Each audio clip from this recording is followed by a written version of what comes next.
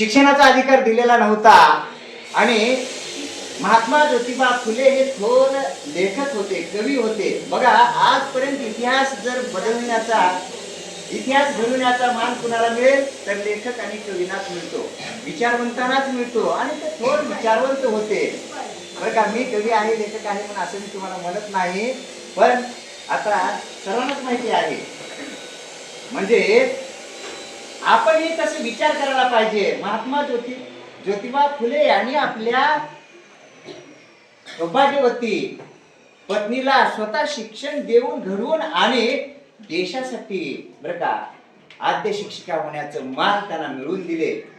आणि त्या सुद्धा पतीच्या खांद्याला खांदा लावून आजच्या बघा महिला आपल्या नवऱ्याचं काही ऐकत नाहीत. नाही, हे नवऱ्याचे म्हणजे पतीचे विचार वेगळे आणि पत्नीचे विचार हे वेगळे होत आहेत. म्हणजे शरीराने जरी दोन हे देह असले तरी मनाने एक होऊन कार्य करायला पाहिजे बरं का.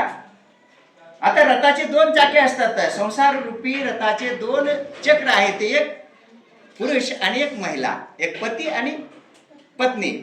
आणि समजा एक चाक चाललं, एक चाक चाललं, एक चाक इकडेच फिरवलं, एक चाक तिकडेच फिरवलं म्हटल्यानं गाडा असं संसार रूपी गाडा जातो का पुढे? जात नाही. मग एक मनाने बरं का, एक मनाने आपण बरं का कार्य करायला पाहिजे. केल्याने होत आहे, आधी केलीची पाहिजे असं रामदास स्वामींनी सांगितले आहेत.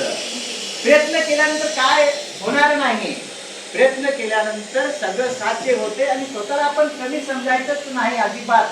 आणि जे काही मोठे झालेले आहेत विचारवंत बरं का, इतिहासकार, लेखक, कवी, हे गरिबीतून वर आलेले आहेत बरं का. हे अगोदर लक्षात घ्या तुम्ही.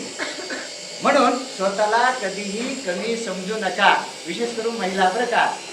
महिला म्हणजेच मुली आणि मुलं.